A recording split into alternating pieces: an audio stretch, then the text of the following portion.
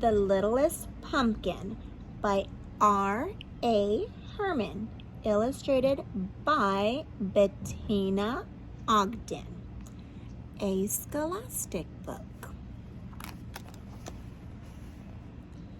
Bartlett's farm stand.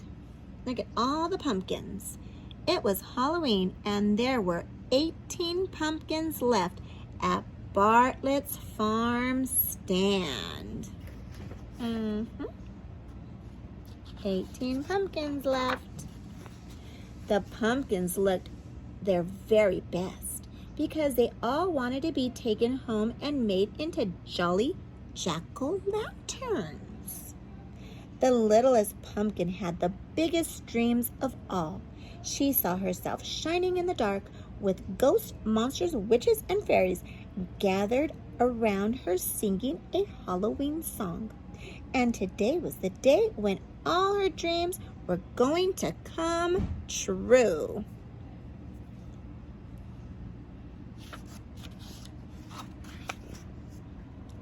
Maggie dropped by the stand on her way to school just as it was opening. "I want the biggest pumpkin you have for my class party," she said. Looking at the pumpkins on display, she didn't even glance at the littlest pumpkin. The pumpkin Maggie chose was so big. Mr. Bartlett had to help her put it in her mother's car. Wow, that was a very, very big pumpkin. Then the twins arrived. Jess wanted the roundest, fattest pumpkin. Jen wanted the tallest, skinniest pumpkin. They both knew exactly what they wanted their jack-o'-lanterns to look like.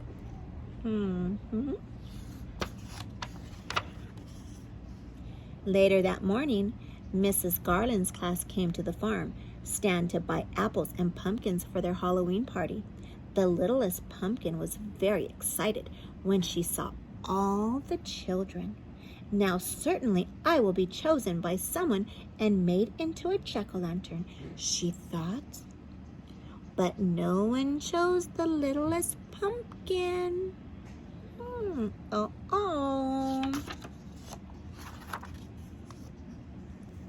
All day long, people came to the farm stand to buy pumpkins. Mr. Potter ran to choose a pumpkin for his daughter Kate. Poor Kate was home with the flu, but she had drawn a picture for her dad so he could see exactly what kind of pumpkin she wanted. Mr. Potter looked at every single pumpkin until he found the right one.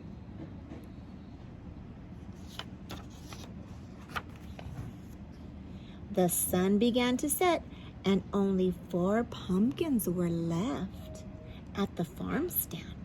One pumpkin had a bruise on its back. One pumpkin was lumpy and bumpy. One pumpkin didn't have a stem. And the last pumpkin was the littlest pumpkin.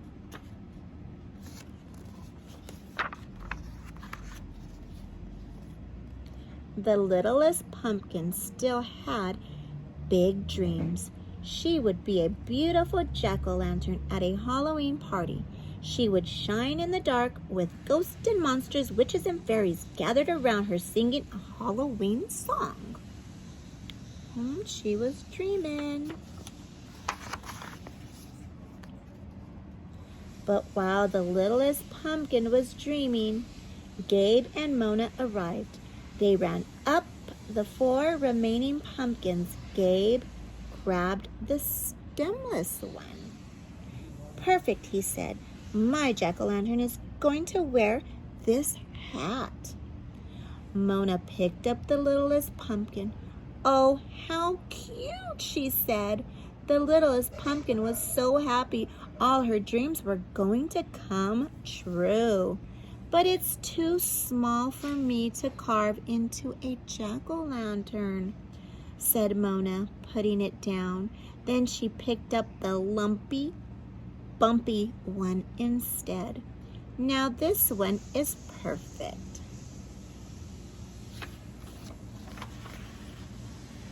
Soon it was dark and the stars began to sparkle in the sky. Mr. Bartlett was cleaning up. "Oh, please don't close yet," thought the littlest pumpkin. "I must be a jack-o'-lantern for Halloween."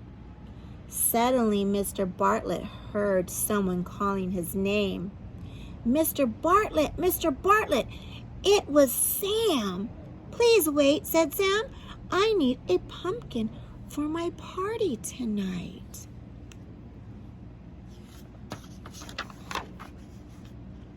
Mr. Bartlett picked up the bruised pumpkin and told Sam that if he turned it around, it would make a very nice jack-o'-lantern. Sam agreed, and with that, Mr. Bartlett closed the farm stand. So there in the dark on Halloween night sat the littlest pumpkin. She was all alone. Oh, so she thought. Oh.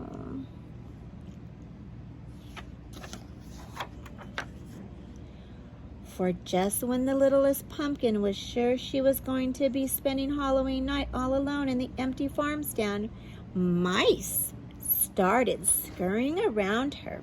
They were decorating everything, wearing tiny costumes and carrying all sorts of Halloween goodies. And before the littlest pumpkin knew what was happening,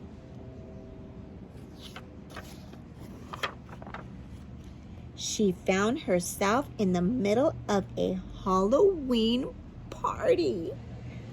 Mice dressed in costumes were bobbing for cranberries, playing pin the tail on the squirrel, and eating cheese and crumbs. Then the best thing of all happened. Oh boy, I'm excited for that little pumpkin. The littlest pumpkin was turned into a jack-o'-lantern. She was shining in the dark with ghosts, monsters, witches, and fairies gathered around her singing a Halloween song. Oh boy, that's amazing. All her big dreams had come true on Halloween night. That's fabulous. I love that story. If you like this book, give us a thumbs up and don't forget to subscribe. Thank you.